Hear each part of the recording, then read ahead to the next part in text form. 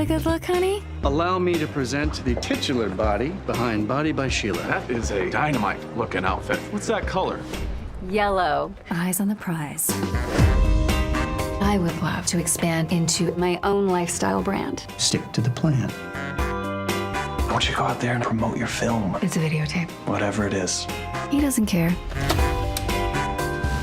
I'm the original her. You stole from me. No, this is my routine. Tell them.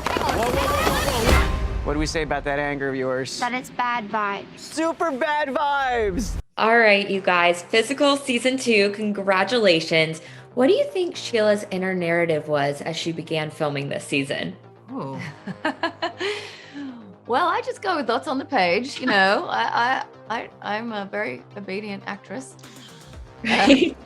Well, this season really opens up. The world is a lot more open to the other characters in a way, and you really get to kind of explore Greta's world and John Bream's world, and Murray Bartlett joins the show playing Vinnie Green, who is a rival / mentor to Sheila. And actually the inner monologue, I did a lot less of it this season. Toward the end, it comes back with kind of a vengeance, but she's in recovery, quote unquote, at the beginning, and that so sort of informed a lot of it. But I enjoy doing the voiceover. It's actually quite technical. We do it really at the end, after the edit and stuff, and it's like the final sort of piece of texture of the whole show. I love that. Was it an interesting experience? Because I imagine to do that inner monologue, you had to kind of go to like a dark place as an actor. So what was the actor like to be in this recovery period? Well, there's recovery and there's recovery. So then that's really dealt with toward the end. And, you know, you fail at recovery many times before you kind of can address the root issues.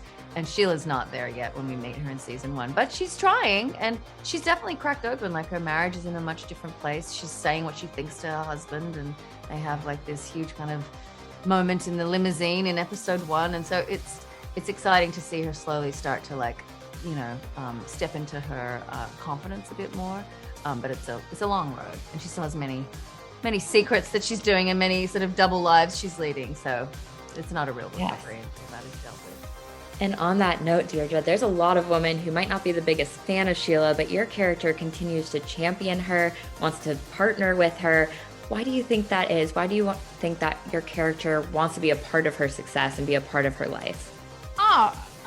Greta admires Sheila greatly, and looks at her, definitely in a lot of season 1, looks at Sheila like sort of what the perfect ideology of a woman should be.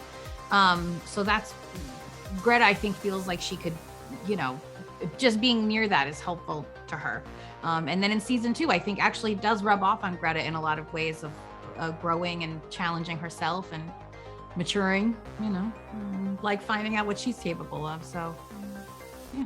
Absolutely. Was it inspiring for you to be able to open up your character a little bit more and see more of who your character is this season?